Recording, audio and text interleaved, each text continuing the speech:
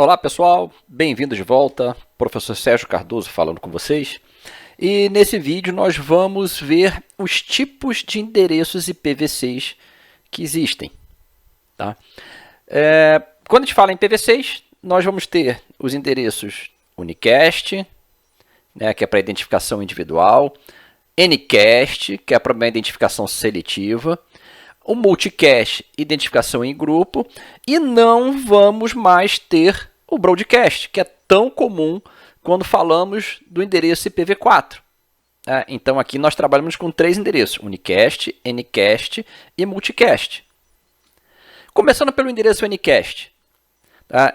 O endereço anycast, a gente falou que é um endereço seletivo, né? Na realidade ele é seletivo por quê? Porque ele vai representar um conjunto de estações, um conjunto de interface, mas ele vai entregar apenas para aquela mais próxima da origem. Então, como a gente consegue ver nessa figurinha aqui, tá? Temos a origem e aqui as interfaces de destino. Então, ele vai entregar apenas para uma interface, apenas para uma das estações, e não as outras. Mas esse endereço ele representa todas as interfaces. Então, é comum nós falarmos que o endereço unicast ele é um endereço de 1 para 1 de muitos. Ou seja, ele manda apenas para uma única estação, mas ele representa muitas estações ou muitas interfaces, mas apenas uma recebe. E por que você vai usar dessa forma? Qual é o objetivo de você usar dessa forma? Redundância. Né? Então, você tem várias máquinas servindo para uma determinada atividade. Se uma para a outra, né, atende. Né? Balanceamento de carga. Ora eu posso mandar para uma máquina, ora eu posso mandar para outra máquina. Eu posso trazer para próximo do usuário, né, um determinado tipo de conteúdo. Então, eu tenho lá um serviço de streaming, que eu vou utilizar. Esse serviço ele pode ter o mesmo endereço, mas réplicas em vários lugares do mundo, e né, o cliente, o usuário, né, ele vai acessar aquele que é mais perto dele. Então, todos eles têm o mesmo endereço, mas ele vai acessar aquele que está mais perto dele. Com isso, acontece o quê? Eu diminuo a latência. Obviamente que nisso eu tenho balanceamento de carga, eu tenho redundância, mas eu consigo também reduzir a latência, o tempo que eu levo para que a informação ela possa chegar no destino. Então, se eu estou acessando um serviço de streaming e vou acessar um servidor muito longe de mim, essa latência ela vai ser alta. Se eu trago para próximo, eu diminuo a latência. Tá? Então, aqui no caso, por exemplo, eu tenho 2 exemplos aí de utilização, o servidor de tempo, servidor de DNS raiz, que eles estão espalhados por vários servidores. No nosso caso aqui, o servidor de tempo, né, disponibilizado pelo NICBR lá, o ANT.br, né, com o seu nome, mais o seu endereço IPv6 lá, 2001.12ff8, ele tem um endereço só, mas na prática são 2 servidores, mas nós vemos só apenas como um. Então ele pode, se um parar o outro funciona, eu posso balancear a carga, eu posso usar aquele que está mais próximo de mim. Tá certo? Já o endereço multicast já vai ser o endereço onde a informação que vai ser enviada da origem, né, ela vai ser entregue para todas as estações. Então não é seletivo, ele vão para todas as estações. Todos eles vão receber. Então, por exemplo, eu estou aqui, né, aí no caso aqui seria a origem, por exemplo, estou transmitindo um determinado evento esportivo, um determinado conteúdo, né, e ele é entregue para todas as pessoas que assinam, né, aquele conteúdo ou que querem assistir aquele conteúdo. Tá? Então, aqui no caso, o endereço multicast, ele é um endereço de 1 para muitos. Porque todos recebem. Lembra que lá no Anycast era de 1 para 1 de muitos. Aqui não, é 1 para 1, aqui é 1 para muitos. Todos eles recebem. E ele supre, né, em algumas situações, a falta do endereço de broadcast. Porque lembra que eu já falei com vocês que o IPv6 não tem endereço de broadcast. Então, alguns endereços multicast ele tem uma função, né, de substituir o endereço de broadcast. E eles são necessários para o funcionamento do IPv6. Né? Ele é obrigatório no funcionamento de IPv6 para algumas outras finalidades que a gente não vai abordar agora nesse vídeo. Tá? Então, se você bloquear, né, o multicast na sua rede, você provavelmente vai ter dificuldade que essa rede funcione de uma forma adequada. Porque, realmente, você tem essa necessidade do funcionamento do endereço multicast. E agora a gente vai ver o terceiro endereço, que é o endereço unicast. É aquele endereço que faz uma identificação única. É a origem falando com o destino. Tá? É uma comunicação de 1 para 1. Tá? E esse endereço unicast, nós vamos ter 3 tipos de endereço. O global unicast, o link local e o unique local. Tá? São esses 3 tipos de endereços que nós temos unicast no IPv6. Tá?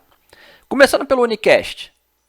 Então, o unicast, nós temos, né, a separação dele, que é o prefixo de rede, tá? E o prefixo de interface. Tá? Então, a gente já viu, né, em outro vídeo como é que é feita essa anotação. Tá? Então, nós temos ali a parte, né, quem tiver dúvida pode clicar nesse cardzinho que vai aparecer, né, para poder assistir o vídeo. Mas, né, ali eu tenho o quê? Eu tenho o prefixo que vai identificar a rede, né, e eu tenho o prefixo que vai identificar a interface. Né? E ali nesse prefixo de rede eu vou ter lá um prefixo de roteamento global, que vai ter uma quantidade X de endereços, e o identificador da subrede, que vai ter 64-N, que normalmente o prefixo de rede tem um bloco, né, um tamanho 64, né, o que vai sobrar para a subrede. E esse tipo de endereço, o global unicast, ele é semelhante ao que a gente chama dos endereços públicos do IPv4. Então, é um endereço que é globalmente roteável, é acessível na internet, tá? Como a gente tem o endereço público do IPv4. Tá certo? E muito semelhante. Então, a gente viu aí que a gente tem nesse endereço as 3 partes. O roteamento global, tá? O identificador da subrede e o identificador de interface, sendo que o roteamento global com o ID da subrede, né, ele vai dar para a gente ali, né, o que identifica nosso bloco daquela rede. Tá? Então, eu estou exemplificando aqui para vocês. Então, aqui tem um endereço, aonde parte dele é o prefixo, né, com 64 bits. Tá? Opa, aqui eu fui demais aqui, né? Então, deixa eu apagar aqui. Então, aqui está aqui o prefixo, vai até aqui, ó, até o café. Tá? Lembrando que essa notação utiliza hexadecimal, então a gente vai de 0 a F. Então, quem tiver dúvida, olha lá o vídeo, né, de notação. Né? Então, isso aqui é o prefixo, né, da rede. E nesse prefixo você vai ter o roteamento global, né, que no caso aqui estão usando os 32 bits mais à esquerda, o 2001 0DB8, né, e o endereço da subrede, que é o 0010 café. Tá? Lembrando que isso aqui tudo ele pode ser abreviado, né? Esses endereços podem ser abreviados, né? Basta olhar lá o vídeo de notação, né? Que aí facilita a visualização do endereço, mas aqui eu estou colocando todo ele completo. Tá? E os 64 bits, que são os 64 bits aqui mais à direita, eles vão representar, né, o prefixo, o identificador da estação, né, a interface ID, tá? Que é o 130F, 140B. Tá certo? E esse endereço global unicast, tá, ele, né, tem uma faixa que foi atribuído, né, o 2000/3, que corresponde a aproximadamente 13% de todos os endereços existentes. Então, essa é a faixa de endereços global unicast que foram atribuídos dentro de todos os endereços IPv6. Tá? Então, ele ocupa 13% e ele consegue atender a necessidade que a gente tem de endereços na nossa internet pública. Tá? Então, e o que seria esse 2003? O que significa esse 2003? É só aquela notação, né, de blocos, né, que nós já conhecemos, já estudamos. Então, esse /3 está indicando que os 3 primeiros bits são fixos e os outros 125 bits dos endereços, tá, eles vão variar. Por que é esse número? É porque a gente sabe que são o quê? São 128 bits. Então, vão ser o quê? Os 3 bits da locação, né, do Global Unicast, mais os 125 bits, tá, que são utilizados, variados, para fazer a separação por, né, identificador da rede e também identificador da máquina e por aí vai. Tá? Então, com isso, como esses 3 primeiros bits eles são fixos, como a gente está visualizando aqui, ó, nós conseguimos ver que esses são fixos e o restante vai variar. Então, o primeiro endereço que nós vamos ter é o 2 com a sequência de zeros, e o último endereço, né, do Global Unicast é o 3 com uma sequência de Fs, ou seja, 3 com tudo 1. Tá? Então, essa é a faixa de endereços que nós temos Global Unicast que já foram alocadas. Tá certo? E aí, por uma questão aí de informação, né, essas faixas elas são distribuídas entre os órgãos de registros internacionais, né, como o LACNIC, que é o que é responsável aqui pela América Latina. Tá? Então, o bloco 2800/12 corresponde ao espaço de endereço LACNIC, tá? Ou seja, para a América Latina. E no caso do Brasil, o NIC-BR, que é responsável por fazer a atribuição de endereço, ele utiliza um bloco /16 dentro desse endereço /12, dentro desse bloco /12. Então, é uma faixa desse endereço, é utilizado aqui para o Brasil. Tá? E depois você vai alocar para um provedor, para um ISP, tá? Uma alocação mínima de um bloco /32. Obviamente que, se for necessário, pode ser feita justificativa, né? Mas o normal é uma alocação /32 e distribuído para os usuários domésticos, blocos /64 ou /56 e para alguns usuários corporativos, blocos /48. Então, o ISP ele vai receber um bloco /32, tá? E vai distribuir, por exemplo, para o usuário um bloco /64. Então, ele vai ter 32 bits para fazer a identificação das subredes. Né? Ou, por exemplo, se for usuários corporativos, um bloco /48. Então, ele vai ter 16, né, bits para fazer a identificação das subredes. Tá certo? O endereço de link local, né, é o outro tipo né, de endereço unicast. Esse endereço ele é um endereço utilizado apenas localmente. Tá? Ele só funciona dentro da própria rede, dentro do próprio enlace. Tá? Ele é semelhante, ele equivale, para você ter uma referência, aos endereços APIPA do IPv4, que é o bloco 169.254/16, né? Endereço que é atribuído quando nenhum endereço DHCP está disponível na rede. Tá? E ele, da mesma forma, a gente fala que é semelhante porque ele vai ser atribuído automaticamente, que a gente chama de autoconfiguração stateless, utilizando esse prefixo FE80. Então, todo endereço de link local ele vai iniciar por FE80. Tá? Ele vai ser um bloco FE80/64. Então, vai ser o FE80, os outros bits aqui da rede vão ser 0, e o que vai variar para a gente agora aqui é o quê? O identificador da interface, que normalmente são utilizados dentro do formato, né, EUI64, né, I3E EUI64, para poder fazer essa identificação da interface. Tá? E esse é um endereço que todas as estações vão ter. Então, se você abrir, né, se sua máquina já estiver habilitada com IPv6, mesmo que seu provedor não tenha IPv6, tá, você vai ter alocado um endereço de link local. O seu sistema operacional, independente se é Linux, se é o Windows, por exemplo, né, ou Mac, ele vai fazer uma alocação de um endereço FE80. Tá? Então, aqui, quando a gente consegue visualizar, que ele vai estar aqui, ó, o endereço de link local, FE80, com o identificador de rede, e um gateway que vai ser utilizado também com o endereço de link local. Por quê? Né, o IPv6 tem recursos para que ele possa fazer a descoberta do gateway, né, e para que seja tudo automático, tudo muito mais fácil, muito mais automatizado. A gente aqui nesse vídeo a gente não vai discutir sobre isso, né, mas, né, por isso que ele vai fazer essa alocação. Né, então, é muito mais fácil de você fazer a configuração automática né, utilizando o endereço de link local, o endereço IPv6. Caso na sua residência, na sua empresa, você já tenha um provedor te fornecendo endereço IPv6, você também vai ter ali, no caso, um endereço Global Unicast. Então, você tem aqui, no nosso caso, o endereço de link local, o endereço Global Unicast, né, que é o 2001, e o endereço FE80, que vai ser o endereço de link local. Tá? Então, isso aí é feito automaticamente. Então, como eu falei com vocês, o endereço IPv6 de link local, ele sempre vai estar presente nas estações. Sempre. Ele é autoconfigurado, né, sempre. Não é roteável, nem na rede local, nem na internet, ou seja, só vai funcionar dentro da mesma VLAN, dentro da mesma rede, dentro do mesmo segmento de rede, dentro daquele mesma interface. Tá?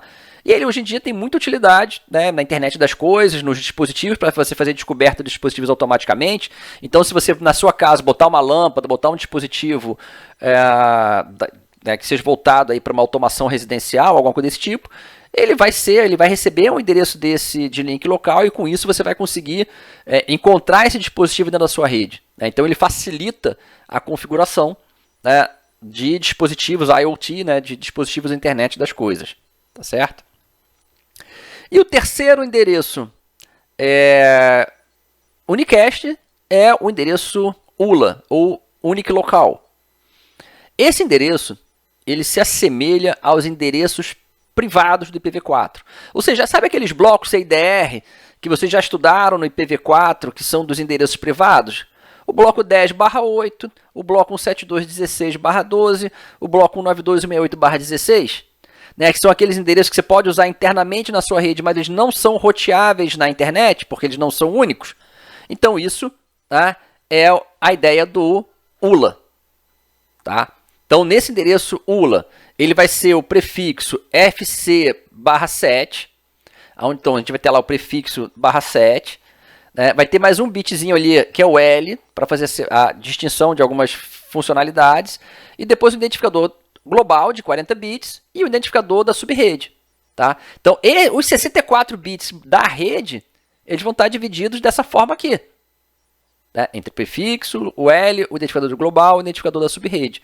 E os 64 bits mais à direita vai ser o identificador da interface. Tá certo?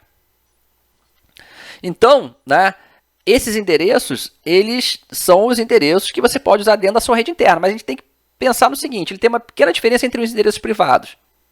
Tá? Esse endereço ele não vai ser utilizado para acessar a internet. Né? Porque no endereço IPv4, o endereço IP privado IPv4, lá o endereço 10.9268, né, você pode usar e acessar a internet, né, usando o recurso de quê? NAT. Tá? Aqui no IPv6 você não vai ter esse recurso de NAT, você não tem NAT, tá, para fazer esse acesso à internet. Então esse endereço é para ser feita uma comunicação interna dentro de uma rede privada, sem comunicação, né, com a internet. E aqui tá a faixa de endereço que a gente vai utilizar. Né? A faixa FC/7, né, tem um bit ali que vai variar, né, que é o L. Então a gente vai do FC até o FD. Né, e nós vamos ter um identificador global. Então esse identificador global de 40 bits, né, a ideia é que eu tenha um prefixo /48, os 8 bits, né, do FCL, né, ou o Lzinho ali que eu estou falando, né, que vai ser o bit que vai variar entre 0 e 1, mais o identificador global, ou seja, vai ser um 1/48, que vai ser um endereço privado, único globalmente para aquela empresa, para aquela organização ela poder utilizar internamente. Tá certo? Lembrando só que isso aí ele não vai ter NAT, ele não vai ser usado isso aí para poder acessar a internet global, a internet pública. Tá? Então, ou seja, esse identificador global, né, que é a ideia de você tornar, né, um endereço ali privado e único globalmente, né, ele vai ser gerado através de um algoritmo de sorteio, né, que vai gerar lá um número de 40 bits aleatório. Né, isso definido nessa RFC que está aqui, a 4193. Né, então, para vocês terem, só para a gente poder ter aqui uma noção, né, esses 40 bits aqui vão dar um espaço para a gente de 2 elevado a 40 endereços. Só para a gente lembrar, né, o endereço IPv4, o espaço total do endereço IPv4 seria 2 a 32. Então a gente vê que o espaço de endereço do identificador global ele é maior, né, muito maior, né, do que o espaço de endereço completo IPv4. Tá? Então, né, só para vocês terem uma ideia, né, com isso aí você vai conseguir criar, né, prefixos privados únicos globalmente. Isso se aloca para uma empresa e essa empresa ainda vai ter ainda a possibilidade de criar subredes 16. Tá? Então, se você, por exemplo, usar o endereço 10 IPv4 lá, né, e quiser fazer uma unificação de endereçamento, você vai ter que renumerar tudo. Né? Aqui não, você consegue ter o prefixo, o identificador global, mais o identificador da subrede, né, e consegue ter uma comunicação privada dentro de uma rede. Só lembrando que esses endereços eles só podem ser roteados dentro de uma rede privada e não vão acessar a internet pública. Tá? Mas ali uma organização ela consegue ter, né, uma faixa de endereço único para ela. Bom, e a gente ainda tem alguns endereços que são que nós chamamos de endereços especiais. Tá? O loopback, né, aquela faixa 127 do IPv4, né, o famoso localhost, né, no caso do IPv6, como ele é representado? Ele é representado dessa forma aqui, né, 2.2.1. Né, esse aqui é um endereço de loopback, né, IPv6. O endereço chamado não especificado, aquele da rota padrão, né, o 0/0 do IPv4, ele vai ser o quê? 2.2.0. Vai ser tudo 0. Tá? Nós temos também o IPv4 mapeado, que é para poder fazer lá, utilizar em regras de transição. Tá? Vai ser a sequência lá de FFFF, né? Tudo aqui é 0, né? Tudo isso aqui é 0, lembrando que isso aqui é abreviação, né? Vocês podem ver isso lá no vídeo de notação. FFFF e o endereço, né, IPv4 aqui em notação decimal. Tá? E também, né, tem a faixa lá de endereço de documentação, né, que é a faixa lá, né, 2001 0DB8/32, tá, semelhante às faixas de documentação que nós temos também no IPv4, tá, que é uma faixa de endereço válida no IPv6, mas não vai ser atribuída à organização. Né? Então, aquilo ali vai ser utilizado para você fazer algum tipo de tutorial, manual, né? Na sua rede, né? E vai ser utilizado lá internamente, não vai ser atribuído a nenhuma organização. Tá? Bom, isso a gente viu a parte, né, olhando para o endereço, né, para o tipo de endereço, a parte da rede. Então, vimos os 3 tipos de endereço, né, Ncast, Multicast e Unicast, e o Unicast trabalhando com 3 tipos de endereço Unicast: o global, o link local, né, e o ULA. E agora, né, isso a gente está trabalhando aí pensando, né, nos 64 bits mais à esquerda, que identifica a rede. A parte à direita é o identificador de rede. Então, obviamente que esses endereços da rede, da interface, né, que vai identificar a máquina, eles têm que ser únicos dentro daquele mesma subrede. Tá? Você pode até ter mesmo identificador de rede, identificador de interface, mas usando em subredes diferentes. Na mesma rede ele tem que ser único, senão você gera ambiguidade, você não vai conseguir, né, acessar, tá certo? E esses endereços, eles podem ser feitos manualmente, configurações stateless, pode ser utilizado por DHCP usando uma configuração stateful, né, usando chaves públicas, pode ser gerado aleatoriamente, mas muitas das vezes ele é baseado no endereço MAC, né, no formato, né, é o I64. Né? A única questão é que o endereço MAC, né, é um endereço que tem 48 bits e nós temos 64 bits para o endereço, para o identificador da interface, identificador da máquina. Então esse endereço de 48 bits tem que ser mapeado, né, num formato de 64 bits. Tá? Então, assim, de forma bem simples, o que você faria? Né? Você pega, né, os 48 bits, né, esses 48 bits, os 24 bits mais à esquerda, mais significativos, identificam, né, ali o fabricante, quem desenvolveu aquela placa, e os 24 bits mais à direita, eles identificam o número de série dentro daquele fabricante. Então você separa, né, e ali você acrescenta, né, uma sequência ali FFFE. Né, ou seja, você acrescenta aqui 16 bits, né, para fazer a complementação do endereço. Então aqui vão ser 16 bits, vão ser incrementados, e você ativa, né, aqui no endereço também vai ativar um bitzinho aqui para poder fazer essa conversão. Né? Mas a ideia aqui, em geral, a gente não vai entrar em detalhes nessa conversão aqui MAC EUI, mas a ideia é essa, né? Você vai enxertar mais 16 bits para que você possa criar teu, né, identificador daquela interface e você poder utilizar aquela sua rede. Tá bom? Então, espero que vocês tenham gostado desse vídeo, espero que tenha ficado claro. Né? Espero vocês em um próximo vídeo. Até lá!